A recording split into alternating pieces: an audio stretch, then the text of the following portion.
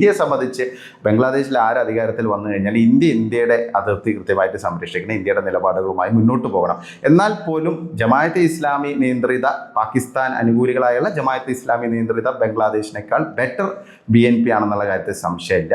BNPക്ക് മുമ്പ് പല പ്രശ്നങ്ങളൊക്കെ ഉണ്ടായിട്ടുണ്ട്. BNP ബീഗം ഖാലിദ ഭരിക്കുമ്പോൾ എന്തായിരുന്നു അവരുടെ നിലപാടെന്നൊക്കെ നമുക്കറിയാം. അടിസ്ഥാനപരമായിട്ട് അവർ ഷെയ്ഖ് ഹസീനയെ പോലെ ഒരു ഇന്ത്യ അനുകൂല നിലപാടല്ല സ്വീകരിക്കുന്നത്. 2001-2006 ഭരണകാലത്ത് അവിടെ ഉൾപ്പെടെയുള്ള നോർത്ത് ഈസ്റ്റിൽ നിന്നുള്ള ഇൻസർജന്റ് ഗ്രൂപ്പ്സിനെയൊക്കെ പ്രോത്സാഹിപ്പിക്കുന്ന നിലപാടുകളൊക്കെ സ്വീകരിച്ചിരുന്നു. അതൊക്കെ അറിയാം. പക്ഷെ നിലവിലെ സാഹചര്യത്തിൽ ഇന്ത്യയെ പൂർണ്ണമായിട്ടും മാറ്റി നിർത്തി മുന്നോട്ട് പോകാൻ താരിഖ് റഹ്മാൻ, അതായത് പുതിയ PM ഡെസിഗ്നേറ്റിനൊന്നും സാധിക്കില്ല. അതുമാത്രമല്ല, Tariq Rahman comparatively western educated ആയിട്ടുള്ള ഒരു മനുഷ്യനൊക്കെയാണ്. അപ്പം ഈ പറയുന്ന ജമാഅത്തെ ഇസ്ലാമിക്കാരെക്കാൾ എന്തുകൊണ്ടും ഇന്ത്യക്ക് കുറച്ചുകൂടി ആക്സസിബിൾ ആയുള്ള ഒരു വ്യക്തിയാണ് എന്നുള്ള കാര്യത്തിൽ സംശയമില്ല. ബാക്കി കാര്യങ്ങളൊക്കെ വരും ദിവസങ്ങളിലെ മാറ്റങ്ങൾ അനുസരിച്ച് വരും. പക്ഷെ അങ്ങനെയാണെങ്കിലും ഈ ജമാഅത്ത് ഇസ്ലാമി പ്രതിപക്ഷമാണ്.